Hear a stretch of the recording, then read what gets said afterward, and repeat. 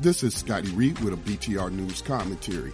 Last night I was listening to a popular counter-racist radio program. I like the program and think overall it is constructive. But lately, more and more, I am hearing anti-blackness coming from those who say they are counter-racist. Last night on this particular counter-racist radio program, I heard a black man demonize historically black colleges and universities in the context of discussing Donald Trump's comments on HBCUs. This black counter-racist said that the historically black colleges and universities do not educate the students. Specifically, he said there is nothing academic going on and that all they, the students, do is party, have sex, and fight on these black campuses. No one corrected this man on his anti-black stereotypical commentary on black students at HBCUs. Of course, students party, have sex, and sure, there may be the occasional fight, but let us not act like these are not typical things that happen on all college campuses. In all my years of living in North Carolina, which has quite a few HBCUs, I have only heard of one serious instance of violence where a non-student went to the Johnson C. Smith University campus in Charlotte, North Carolina, and started a fight when he was told to leave by a student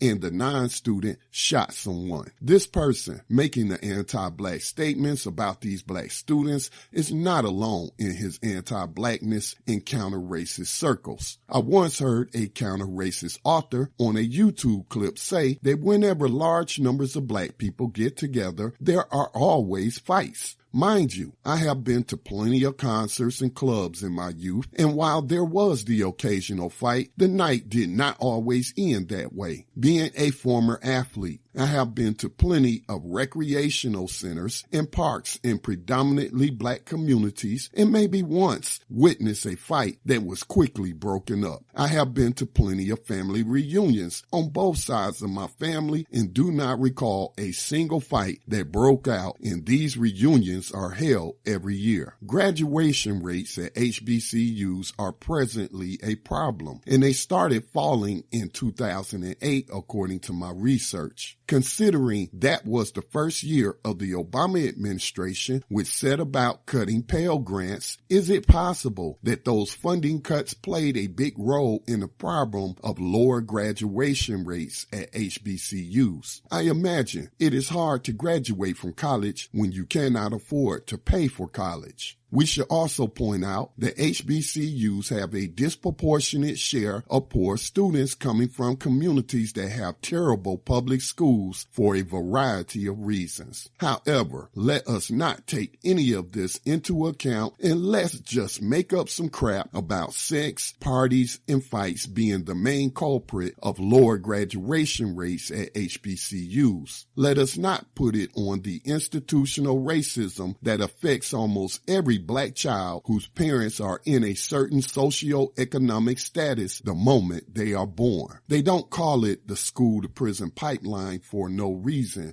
and many of these students are counted fortunate just to get into any college. I'll also say this about HBCUs. At least they have not been at the center of child rape scandals like Pitt, and nor do most of the stories involving college campus rapes seem to involve HBCUs. If in your efforts to comment on racism or to so-called counter-racism, you rely on telling untruthful anti-black stories about black people, I say to you, who needs racist crackers when we can just listen to black people and their anti-blackness under the guise of countering racism? This has been Scotty Reed with a Black Talk Radio commentary. Support independent media today with a donation to the nonprofit media organization Black Talk Media Project.